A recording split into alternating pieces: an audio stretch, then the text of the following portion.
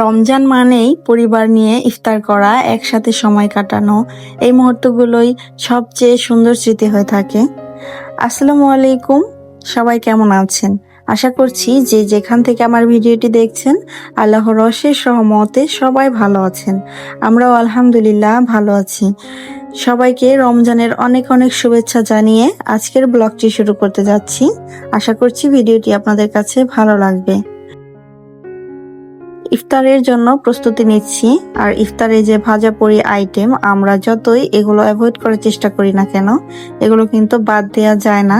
কম হোক বেশি হোক, একটু ইফতারের টেবিলে রাখলে সবকিছু যেন পরিপূর্ণ মনে হয়।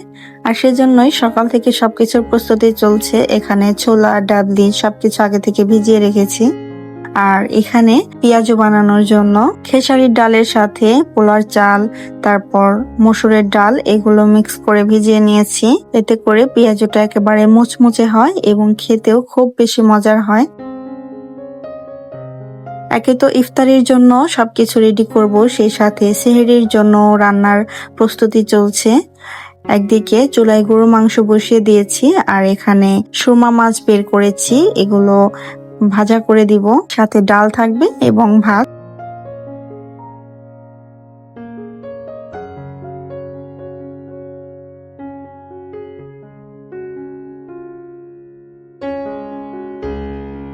রমজান আসার আগে একটু একটু করে কিচেন গুছিয়ে নেওয়া, প্রয়োজনীয় বাজার করে রাখা, এগুলো করলে রমজানে অনেকটা স্বস্তি থাকে, তাহলে এবাদাতেও বেশি মন দেওয়া যায়। আমরা সবাই চেষ্টা করব এই রমজানে একটু বেশি বেশি নামাজ পড়তে, কোরআন তিলাওয়াত করতে এবং পরিবারকে সময় দিতে। ছোট ছোট ভালো কাজও আল্লাহর কাছে অনেক বড়। রমজান মানেই পরিবার নিয়ে ইফতার করা, একসাথে সময় কাটানো, এই মুহূর্তগুলোই আসলে সবচেয়ে সুন্দর স্মৃতি হয়ে থাকে।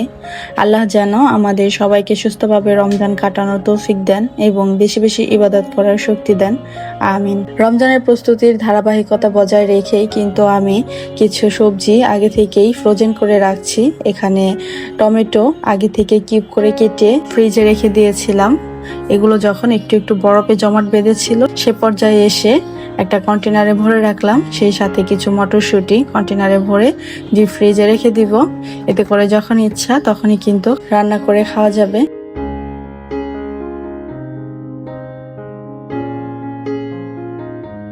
সেই সাথে কিছু শুকনা বাজার গুছিয়ে নিচ্ছি। এখানে আছে মসুর ডাল, সেগুলো একবারে এনে নিয়েছি যতদিন যায়।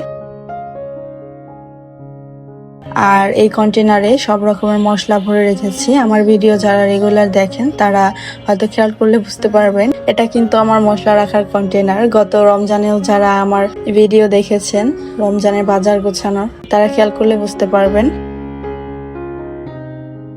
একটু পর ইফতারের সময় হয়ে যাবে। একদিকে যেমন সবকিছু গুছিয়ে নিয়েছি, অন্যদিকে কিন্তু রান্নারও কার্যক্রম চলছে।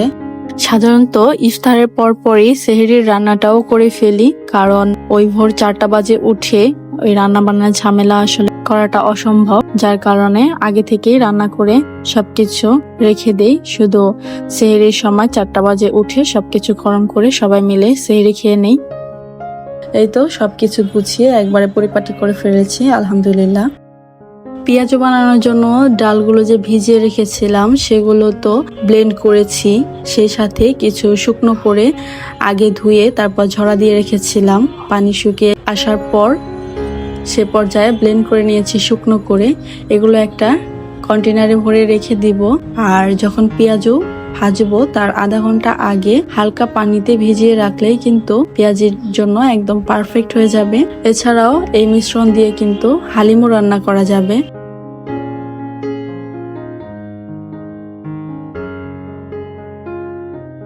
এইভাবে সবকিছু গুছিয়ে ফেলছি। 2 রকমের ট্যাং এবং বেসন, সাথে পেঁয়াজুর ডাল এক জায়গায় রেখেছি।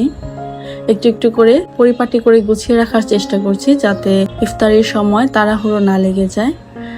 আর যেহেতু ইফতার খুব শর্ট টাইমে রেডি করা লাগে, সেক্ষেত্রে সবকিছু যদি হাতের কাছে এক জায়গায় থাকে তাহলে কিন্তু খুব অল্প সময়ের মধ্যেই সব রেডি করে ফেলা যায়। সময় বেশি নেই, ইফতারের প্রায় অল্প কিছু সময় বাকি। তো এই পর্যায়ে আমি আলুর চপ বানানোর জন্য আলু সিদ্ধ বসিয়ে দিয়েছি এবং সেই সাথে একটি ড্রিঙ্কস রেডি করব।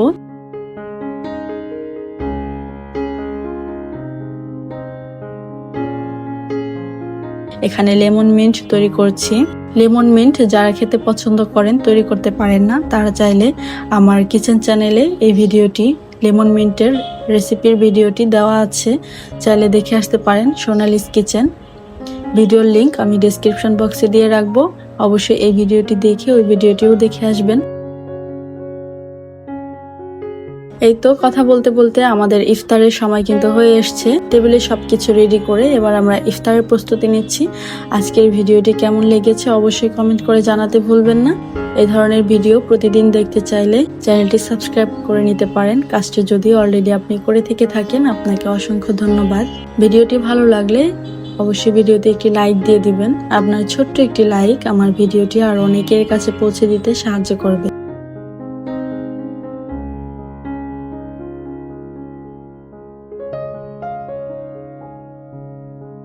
বিদায় নিচ্ছি আজ এখানেই। ফিরে আসবো নতুন আরো কোনো ব্লগ ভিডিও নিয়ে। সে পর্যন্ত সবাই ভালো থাকবেন, সুস্থ থাকবেন।